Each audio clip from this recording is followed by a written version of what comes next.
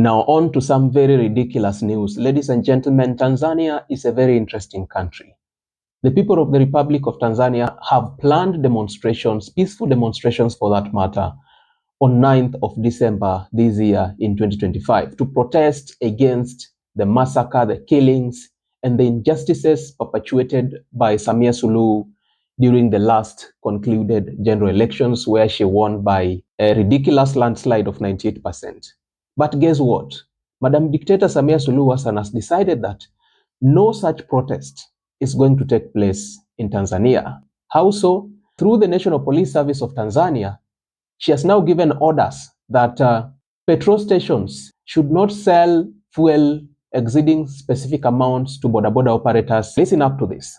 Wamiliki wa vituo vya mafuta na wauzaji tunawashauri kwa kipindi hiki ambako tunaelekea kwenye hiyo 9 Disemba yao pamoja na mambo mengine, basi wasiwauzie mafuta mengi bodaboda pamoja na bajaji. Wauze mafuta kidogo, yasizidi lita 2. Yasizidi lita 2. Kwa sababu unapowauzia mafuta mengi ni kuwawezesha kufanya movement za kutoka point A kwenda point B na kuendelea kufanya uharibifu. Kwa hiyo mafuta yanapokuwa mengi ni kama yanahamasisha, yanawapa nguvu ya kuweza kusafiri kutoka sehemu moja kwenda nyingine hawa waharibifu. Lakini pia tunawaambia wasafirishaji wa mafuta wasiuze mafuta kiholela njiani. Ipo tabia ya wasafirishaji wa mafuta, wanafika njiani wanaanza kuuza mafuta kiholela.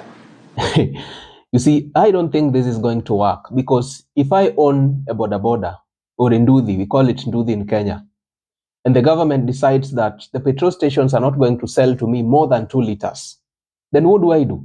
I simply buy 2 liters from one petrol station and then myself to another petrol station and buy another 2 liters, and then on to another petrol station, buy another 2 liters, and I can buy as much as I want. Hii ni kubeba watu ujinga. There's nothing else here. Hii ni kubeba watu ufala. Mama Samia Suluhu thinks that everybody in Tanzania is a fool. Only her and her government are correct in every aspect of her leadership. I think they will be in for a rude shock. So I urge the people of Tanzania not to drop down their guard, to protect their democracy at all cost. Madam Dictator Samia Suluhu is willing to do whatever it takes to silence dissenting opinion. I mean, how ridiculous is this? How do you tell petrol stations to stop, not to sell fuel, petrol or diesel rather, exceeding specific amounts? How do you convince these people? Because these are people in business. How do you convince them not to sell the commodities that they have beyond specific amounts?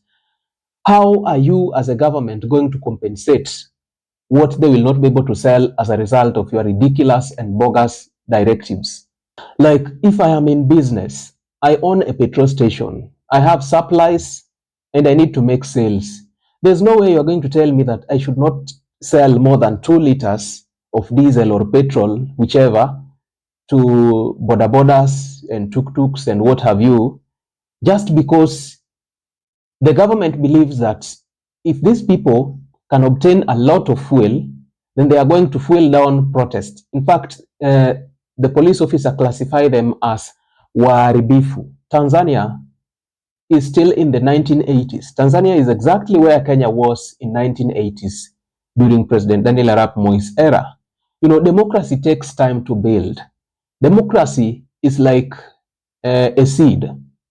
When you plant a seed, it takes time to germinate, and then it takes time to grow, it takes time to mature. And in this process of maturity, lazima itunzwe.